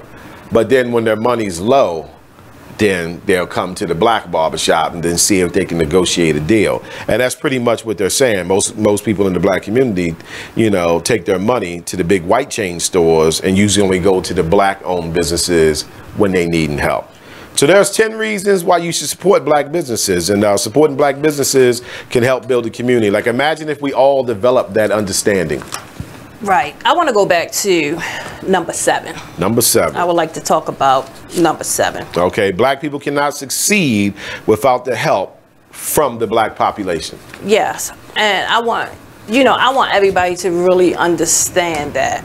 Like, our black businesses cannot succeed without our support. Yes. And I think that's like pretty big. And I think even with that, we can take that back to the first one with racism and tie that in, because clearly, all the other races know that. Like, every other race know that their business can't even succeed without the black person. They are already ahead of us with that. They know that. That's why they are so, I can't think of what I want to say right now, but that's why we have to go to them for we depend on them for all of our necessities. That was set up and designed that way. That's not an accident. Nope. That's exactly why we're so dependent on them. And that's why we need to get back to self-reliance. Like, we should be going to each other for these things. Like, we should not be dependent on them the way we are. Like, we should be able to go get these things from our own businesses. Yeah. It's just so important that we support each other and like we just lost focus of that, and that's a shame. It is a shame. There's actually a scripture in the Bible where the Most High says, go back to the ancient paths. So, like, you can kind of apply this with us as far as business. If you go back to earlier times, black people had that understanding, you know, and they didn't have a fear of supporting black businesses, and that those black people are going to get ahead of them, so forth and so on. They understood that we have to do this as a people, because like you said, all the other races understand that. Mexicans understand they have to support Mexicans. White people, forget about it. They created supporting each other, right? Asians understand they got to support Asians, but we still are not grasping it yet, right? But I want to read a comment here. So this is from Nate. Nate says, great conversation, but we have to put a lot of blame on the customer. But how can the business owner do better? I think the business owners can do better, Nate, by first of all, recognizing the reality of how judgmental black people are when they deal with black businesses. Like, as a business owner, I had to face that reality. So because of that, I may have to up my customer service. I may have to make sure that my people are treated with mittens on, because I know they're looking for any excuse to say, I'm not going to this business no more. I don't like how he treated me. I ordered my cheesesteak with fried onions. They gave me raw onions. We look for anything to take that back door and say we're not supporting it no more. So I think as a business owner, one of the things we can do is recognize that and then try to make sure you give them the best service possible. Now, if you give black people the best service that you can as a business owner, and then they still want to act a fool, then, you know, you just don't need them as a customer. And yes, and that's all true too. But as the customer too, we still have to remember, and we still have to realize too, like, if this business owner have more resources or better resources, they can do better, but they still need your help to do better. Right. Like, when they are in a position where they can do better and offer you more and do more for you, right, then, you know, they will do that. Things will get better. They have to be in a position to do that. Like, they can't get better without our support. Yeah, I can't offer you everything right now. I don't have anything to offer you right now but this. Right. Help me to help you. Like, I can provide a better service to you if you just help me. Just patronize me first. Right. And let me get on my feet. Show some love. Yes. Show some love. Even if you bought one t-shirt and never bought nothing again, one soda, whatever. I think we just need to get out of that mindset of being so competitive with one another and just be more supportive of each other. Right, which is not easy to do because of the psychological warfare. Yes, it is psychological warfare. But at the end of the day, you still have to know, like, your brothers and sisters, they need you out here. Yes. In their business. They need you for their business to survive. We need each your other. Support. We do. They don't need your competitiveness. They don't need that. They need your support. Like, remember that. Like, yes, come on. We need, that's right. You got to find some compassion. You got to get with this program. Like, come on now. Like, we really have to start having these discussions. Like, we really have to start getting back to helping each other. Like, we just have to do it. Right. Like, we helping every other business succeed. Like, we helping them. They need our money. All businesses need our money. Copy. Every business out here needs our money. There's no such thing as businesses surviving in the United States of America without the support of black people. Yeah, but we spend the most. I know. We're the ones spending the most. We're spending the most money. Yes. So some of that money needs to be coming back into our own communities. Like, we have to start rebuilding for our kids too. Like, our kids and our grandkids, they're gonna need this. Like, it's not just about us right now. They're gonna need a lot. It's not just about us right now. Stay with us. We up on another break. Black by the Band radio show. Oh yeah. You missed on Salacious Life Radio. You know, when it comes to your children, especially if you're dating someone that you actually like, you do want it to work. So you're gonna hope and encourage the relationship between your child and that person because you like that person, you know, so you're gonna hope for the best. I mean, sometimes it just doesn't work and you can't make it work. You can't force it. It's like a branch. You keep bending it, eventually it'll snap, and even if you put it back together, it'll never be what it once was. But you definitely pray on it. You hope for the best, you know, because like nobody wants to spend the rest of their life alone just because a particular relationship didn't work out, but you had this beautiful creature as a result of it, you know. But you don't want to necessarily spend and you're not all of a sudden a bad person. You're not all of a sudden not going to fulfill this other person's needs You, madam, are a harlot and a scoundrel. Because I had one kid while I was still married. Like, but what if you? I take that back. What if the situation turns around the other way? So you ready for your child to meet? They meet the person, and this person is a giver. So this person's buying your child lots of gifts and wanting to. I would usually. Do you let? You don't like if it's a birthday or some sort of holiday or something like that. Okay, and they want to get them a few things or get them something. Okay, but just on like a regular basis, like unless it's like Nestle's Quick or something that you can get from like, you know what I'm saying, or like Kit Kats or something like that. Like, no, don't spend a lot of money on unrealistic. I'm sorry, it's unrealistic. Like, don't try to buy his. Tune in live to Salacious Life Radio every Wednesday from 9 to 11, only on BeExposedRadio.com. You are listening to BeExposedRadio.com. We back and we was going over economics, Black Solutions Challenge, challenging people to give us solutions to certain things dealing in the black community. Economics was one of them.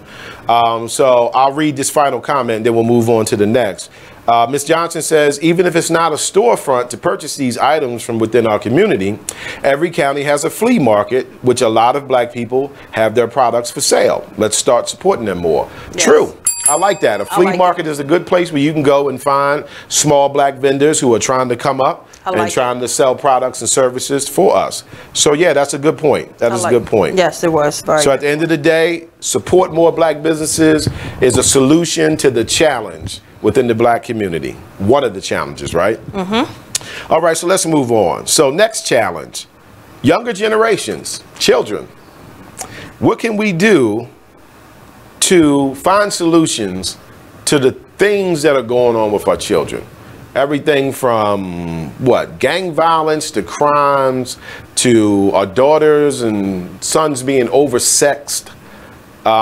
What are some of the possible solutions we can do with the children?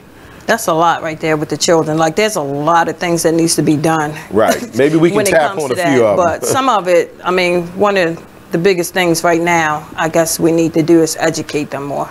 I agree. Kids just not educated enough. Our education. Right. Information, education. And I've been like kind of pushing that for a long time. So for those who might have missed, when I push this, it's this. We have to provide our children with an education as well. As black people, stop sending your child to school and just thinking everything that they're going to need to know in life they're going to get from school or just from when you mad at them.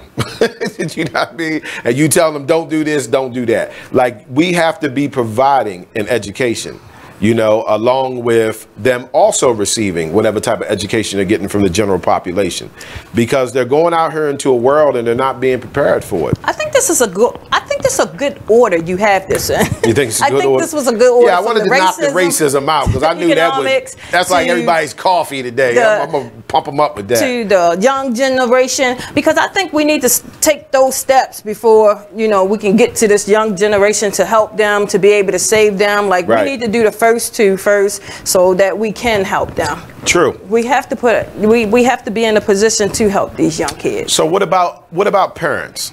So I personally think that as parents that we kind of stepped away from taking any responsibility for what's going on with these children. Mm-hmm. These are our children.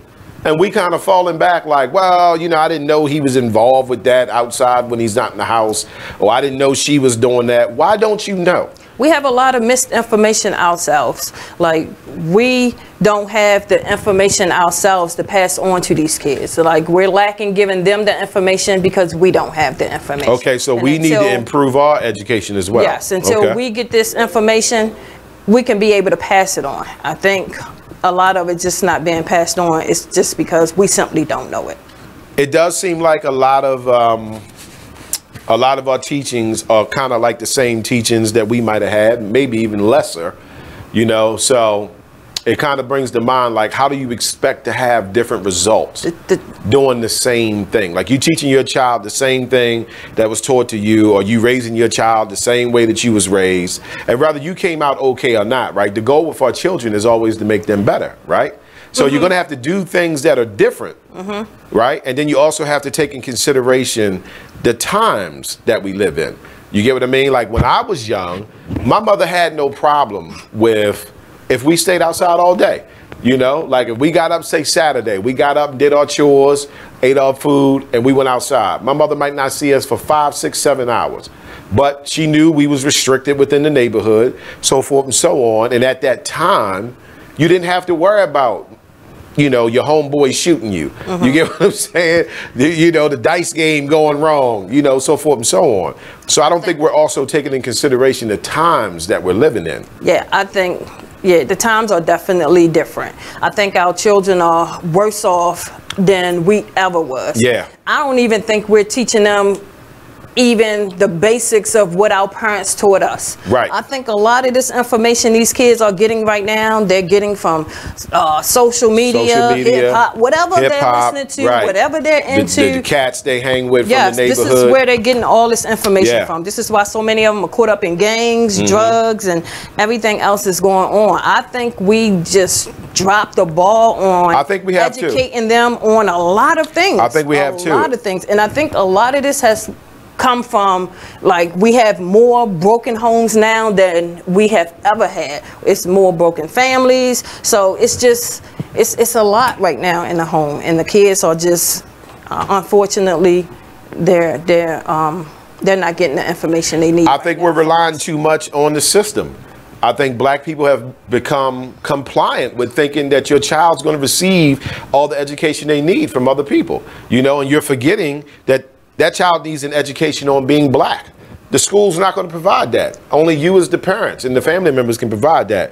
And I think we've been caught up in not telling our children no anymore. Like, we're at a day and age where even as black people, right, you can't just let your children hang around any other black kids. You just can't. If you do, you're taking a risk. And I think a lot of us are scared to say, no, I don't want my daughter hanging with those girls. I don't want my son hanging with those boys, you know, because, like, that's kind of taboo within us as black people. You don't be like, you know, I don't want my child around this person. But the reality is, you need to be that way unless you are expecting the same results as, you know, the others are going to get. Somebody's got to step forward and say, I'm not buying my child all those expensive clothes and all that. I'm going to teach my child the value of $1, because our kids are not learning the value of $1. You're not teaching your child the value of $1 if you're buying them $200-300 sneakers and he's in middle school.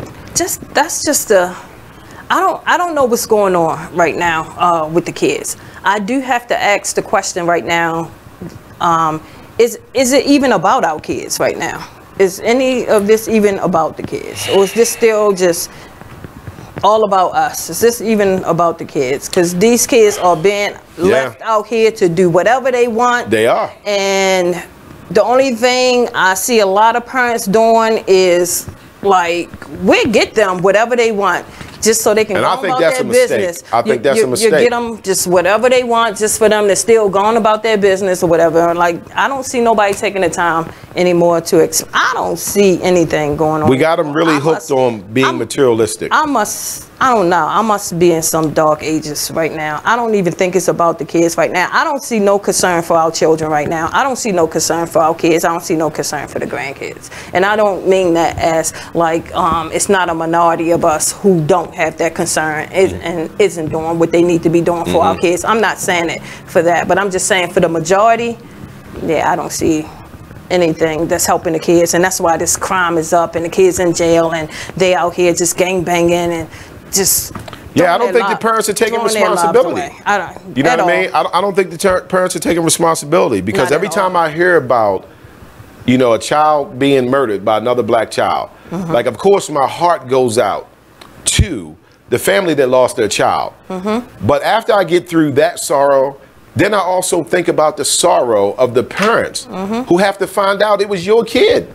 Your kid is who killed that boy that you heard about or read about in the paper, saw on Facebook, you know, and, like, that parent is probably thinking, what?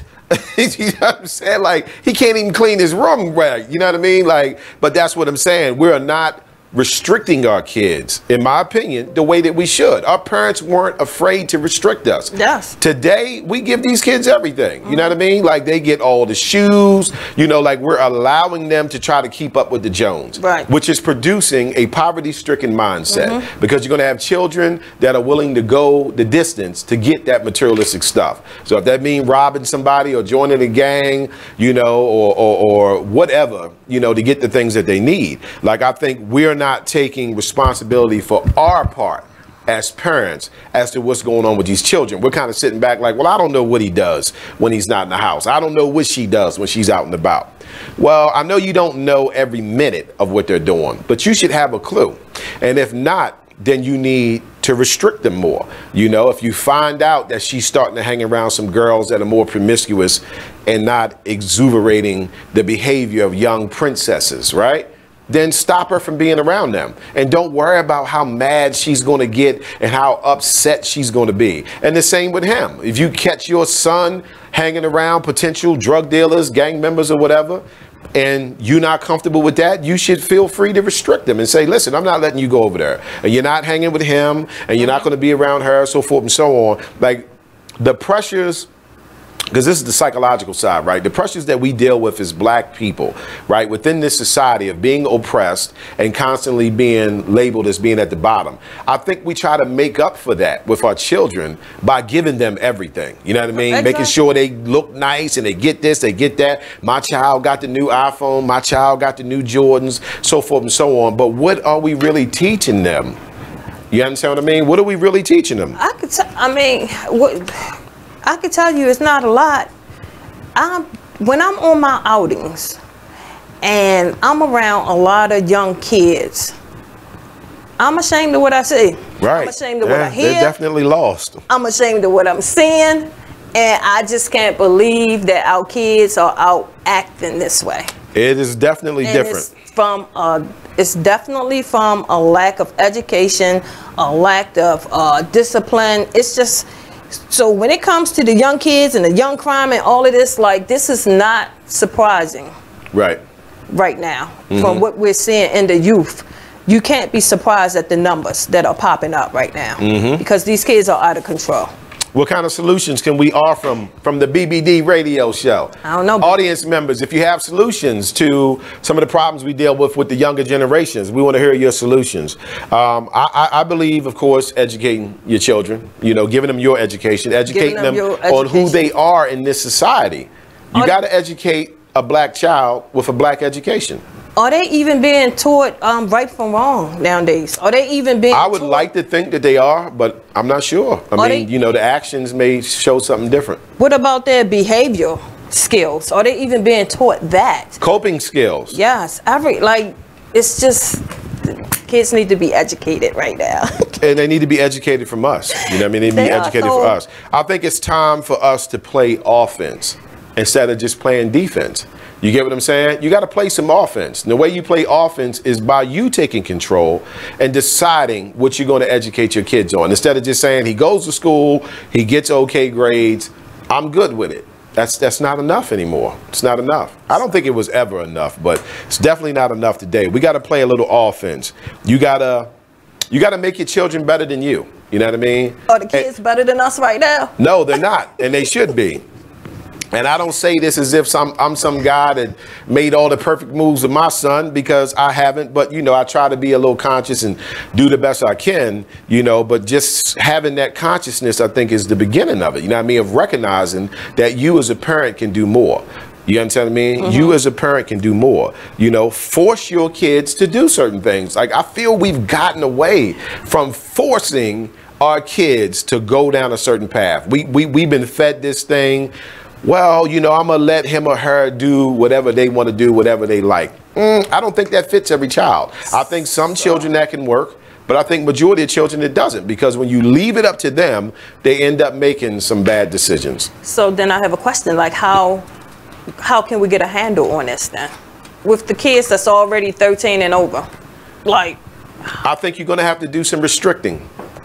I think you're going to have to piss your child off and say, you're not getting this, you're not going here, you ain't hanging with that person, and they're going to be mad. But you're going to be saving your child's life. Yeah, but when you go to restricting them now, at such an old age now, when you go to restrict them, is that not going to send them off into the streets at this point? No, I don't think it will. So that they can get what they want? I don't think it will. I think they'll fight against it for a period of time. But like you said, 13, right? Okay, so by the time he's 17, he's going to already be seeing the results of his friends who weren't restricted. They're going to be going through some stuff. You get what I'm saying? Right. Charges, juvenile facilities, things like that. And that's when it's going to hit him like, oh, man, I'm so glad my mom, you know, didn't let me do this or didn't let me go there and so forth and so on. And I think we're scared to do that. I'm just glad you have the younger generation up in here, because this definitely is an issue we need to address. Like right now. So Ms. Johnson says there's nothing wrong with you still making your child check in even if they're 18 or graduated from high school. Bingo! That's what I'm talking about. Think about how many black people will be like, well, he's 18. So but what does that mean? I don't know. You know what I mean? Like an 18-year-old needs you more than anybody. You understand what I'm saying? Even at 21. You know, I'm old school. You know, if you under my roof, I don't care if you're 26. You're going to do what I say, because if you're not doing what I say, then that means you think you man enough or woman enough to not listen to me. Cool. Get out. You know, go on about your business. If you think you can make it out here, you know, go on about your business. So it's still hope. So it's still hope for our kids. It is definitely still hope for our kids, because we're still here. We just got to step up to the plate and recognize we got to take control of our children. Awesome. Stop letting society and social media raise your children. But stay with us. We're up on another break. We'll be back, Black by the Man radio show, and we'll move on to the next one. There's a rumor going around that Tyler Perry and Oprah are beefing. Well, let me tell you about this. Tyler, told Oprah, bitch, if you don't have my money, we're going to have a problem. Ooh. Oprah said, what is the problem? Ooh. You said if I don't have your money, there was going to be a problem. So Oprah is standing her ground like, bitch, I'm in charge. You know, you may have a $250 million studio over there that you film all your shows and movies and stuff on, but I have the empire. That's what Oprah said. Oh, these are her exact words. Allegedly. I made this up. But allegedly. I made it all up.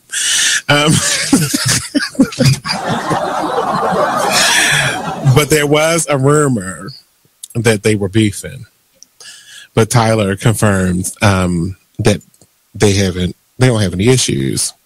So it says it was recently reported on the rumors that was swirling that the twosome were on the outs over constructive criticism of a Perry show. Well, I got some constructive criticism, and we can be on the outs, Tyler, and I don't give a damn, because I'm going to make a promo out of this anyway and share it to your page. I need the scenes on Have and Have Nots to be like 5% shorter, each one. I want you to watch an episode of The Young and the Restless, because this is supposed to be a soap opera. No one's dialogue on The Young and the Restless is like this. You don't have to talk about the random plant in the corner for 25 minutes on one damn scene. They talk about random plants. It was a blood stain on the floor for 5 episodes. I can't take it. We need to pick this up. I'm sorry. I love the Have and the Have Nots, and I continue to watch it in its 5th season, but I get so mad when I can go get myself a glass of water and come back and he had just started the next sentence in his first paragraph. I can't stand it. They just want to get the point across. It's not but you don't get the point for 4 episodes. It's too much. So, now according to ET Online reports, Tyler Perry has a pre-cut and dried response to a pretty cut and dry response to the rumors about him and Oprah. Here's what he says. It's completely false.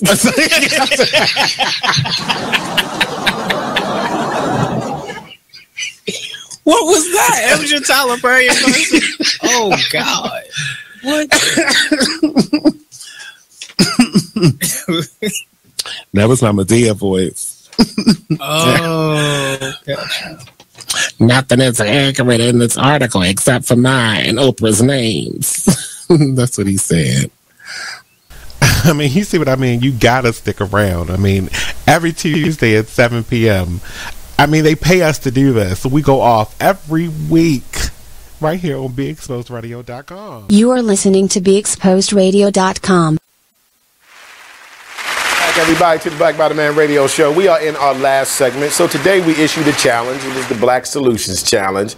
And we focused on a couple topics, racism, economics, younger generations. We also have black on black crime, so-called black on black crime, and love. So we'll probably have to get into covering them a different time.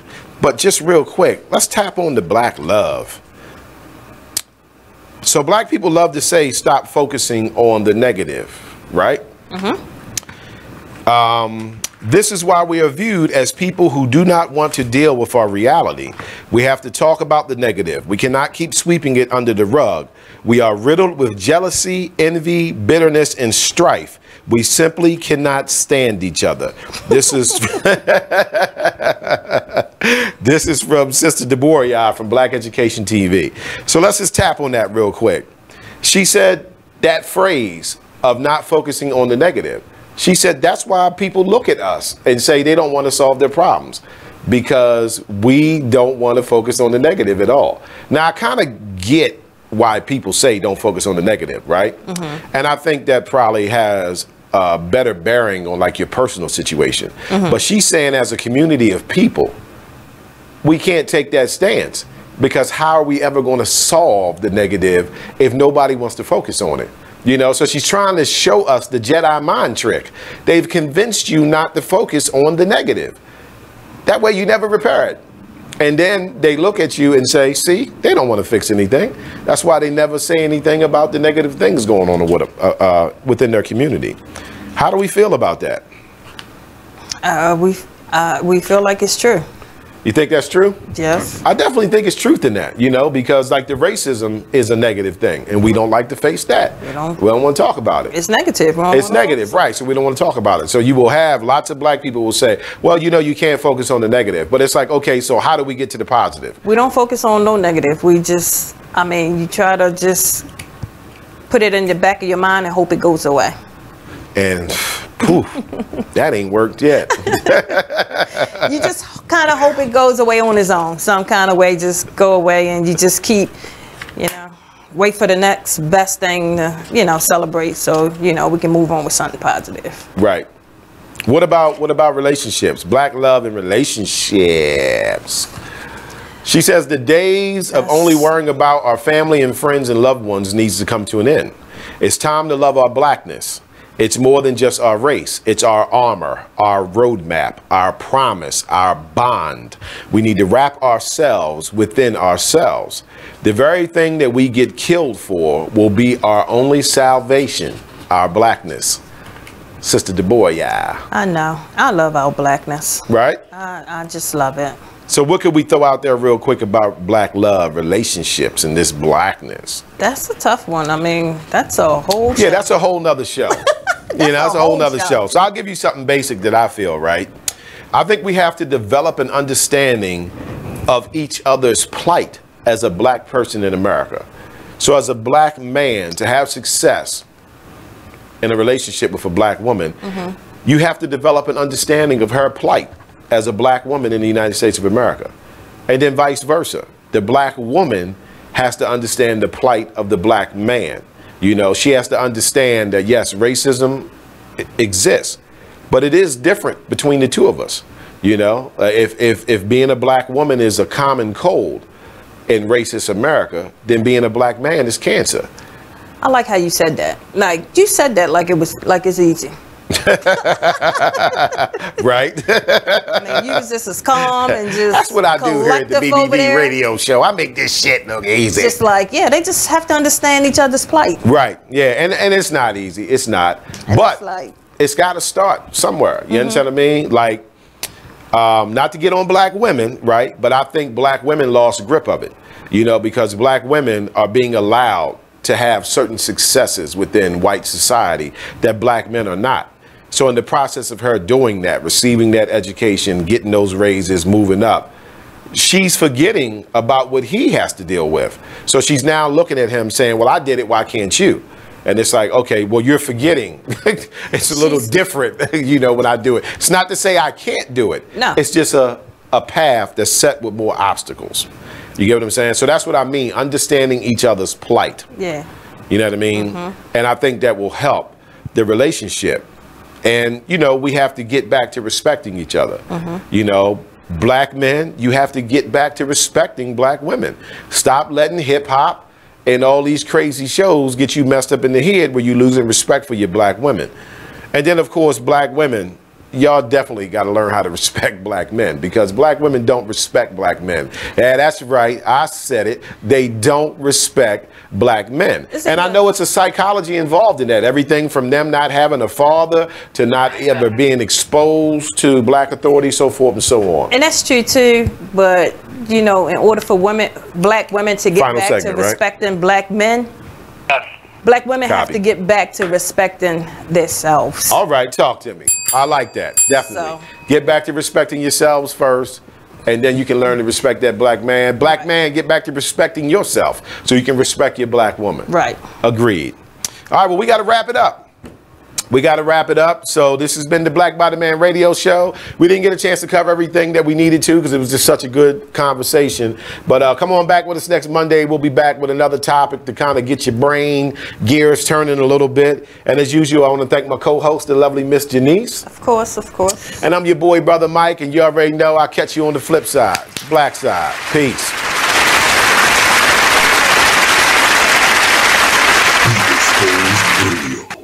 It's a family affair if you want to look at it that way. It is. I totally agree, and I believe I believe that this wisdom on the wall is going to be a